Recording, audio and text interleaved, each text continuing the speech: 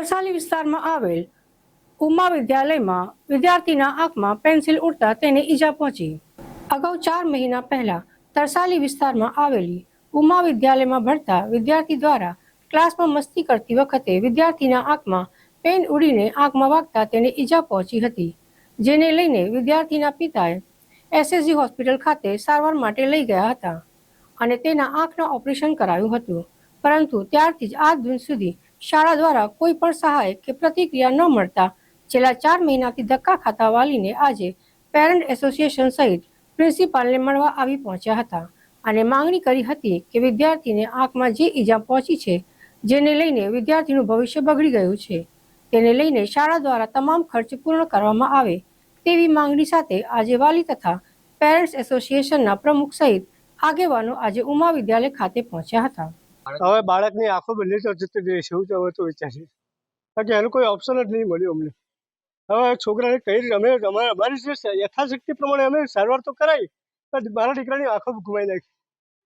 હવે આ પ્રોબ્લેમ તો સ્કૂલનો જ છે, અમારો કોઈ પ્રોબ્લેમ અમારાથી તો કોઈ અમારા બહાર નથી બન્યું કે કંઈ કોઈ જગ્યાએ નથી બન્યું, અને સ્કૂલ તો એવું બન્યું છે સ્કૂલવાળાએ આ થદ્દર કરી નાખ્યા. હવે તમારી શું માંગ છે? હવે અમારે તો અમારા બાળકની આંખો મળે અને અમારા બાળકનું જીવન મળે એવી અમારી માંગ છે. કહું કે અત્યારથી અમારું બાળક જીવન ગુમાવી નાખે, કાલે એનો પરિવાર કેવી રીતે થશે? ડોક્ટરે શું થયું?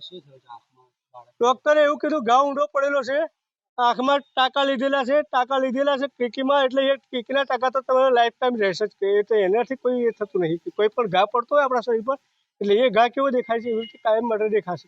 બાળકને શું આંખમાં દેખાતું નથી? ઝાંખું દેખાય છે? ઝાંખું ને એક આંખ તો ગઈ જ છે, બીજી આંખે ઝાંખું દેખાય છે. એ આંખમાં જે ઘા પડ્યો છે એના કારણે બીજી આંખમાં ઝાંખું દેખાય. સ્કૂલ તરફથી હોસ્પિટલ લઈ જવું જોઈએ એવું માનો છો? સ્કૂલની જવાબદારી, સ્કૂલની અંદરથી અમને ખાલી એટલું કીધું આ તમારા છોકરાને વાગ્યું છે, આવીને તમે લઈ જાઓ. આટલા મહિના થયા ત્યાર સુધી આપ શું કરો? અત્યારે પહેલા અમને ડોક્ટરને તપાસ કરાવીને તો ડોક્ટરે કીધું સાહેબ આ તો કે પોલીસ કેસ છે તમારા છોકરાનો, પોલીસ કેસ કરીને મેં સાહેબ પોલીસ કેસ કરવા જઈશ તો મારા 2-3 કલાક નીકળી જશે અને મારા છોકરાની આંખ બગડી જશે. એટલે મેં કહ્યું સાહેબ અત્યારે નહીં કરું, મારે કરીશ તો હું પછી કરીશ, કીધું જે કંઈ કરવું છે. મારા અત્યારે ટ્રીટમેન્ટની જરૂર છે, પોલીસની જરૂર મારે નથી કીધું.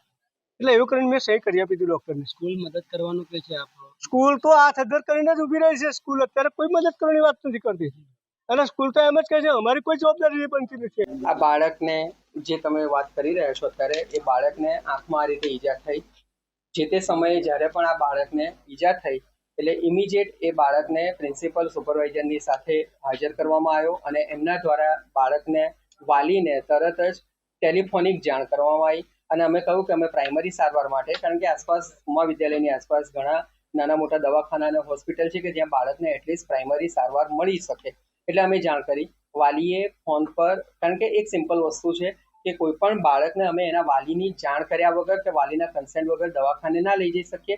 મારે ત્યાં બાળકને, ચલો આ બાળકને કમ્પેરેટિવલી બીજા બાળક કરતાં વધારે વાગેલું છે, હું એવું માનીને ચાલું.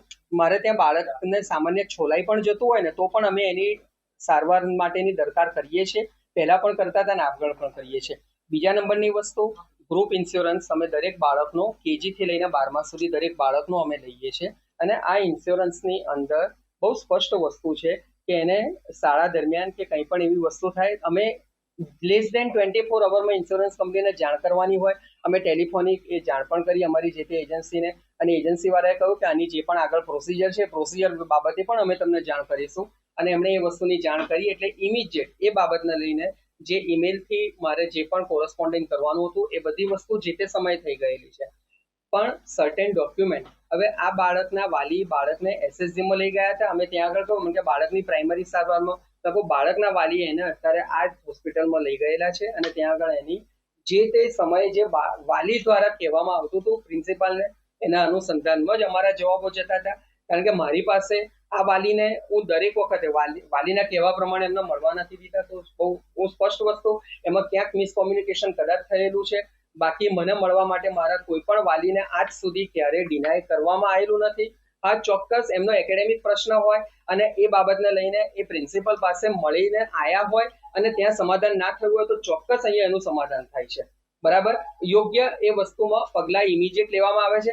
મારું કામ જ અહીંયા આ છે. જે રીતના વાત કરવામાં આવી છે કે તમે જોઈ શકો છો કે તાત્કાલિક જ્યારે છોકરાને પૂછવામાં આવ્યું તો એને એવું કીધું છે 1 વાગ્યાનો બનાવ છે ને કલાક સુવડાવી રાખવામાં આવે, એ વિશે શું કહેવું? ના સાહેબ, આ વસ્તુમાં તદનંતર એ વાલી એવું કે છે કે 3 વાગ્યા ના, મારી પાસે ઓફિશિયલ ઓન રેકોર્ડ છે કે વાલી અહીંયાથી બાળકને 2:35 હવે વાલીની પાસે કોઈ એવી ગાડી કે એવું કંઈ નથી.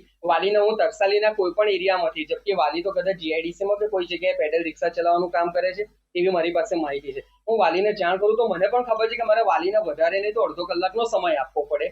વાલી 2:35 બાળકને અહીંયાથી લઈ ગયેલા છે અને આ જે ઘટના પહેલો પીરિયડ પૂરો થાય અને બીજો પીરિયડ ચાલુ થાય એની ફ્રિક્શન ઓફ મોમેન્ટમાં ટીચર ચેન્જ થાય એ સમય દરમિયાન બનેલી ઘટના છે.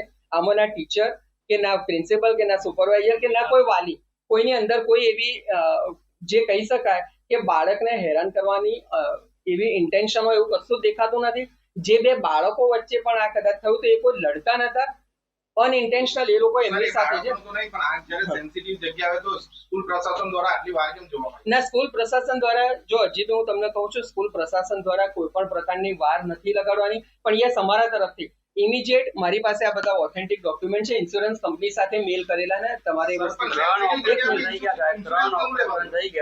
શું 3 ઓપરેશન થયા છે બાળકના. જો સૌથી પહેલા એ 3 ઓપરેશનની મારી પાસે SSG માં એમની જે ટ્રીટમેન્ટ છે અને ત્યાર પછી એ બાળકના વિશે જ્યારે મારે પ્રિન્સિપલ સાથે વાત થઈ તો પ્રિન્સિપાલે એવું કહ્યું કે બાળકની જે પહેલી સર્જરી થઈ પછી કંઈક એમના વાલી સાથે કોમ્યુનિકેશન થયું હશે. તેમણે એવું કહ્યું કે અત્યારે બાળકને આરામ કરવા માટેની મેં કહું કોઈ વાંધો નહીં, મેં કોઈ એને સ્કૂલની અંદર રજા બાબતે મેં કોઈ પરેશાની ના થવી જોઈએ અને આ બાબતની ચોક્કસ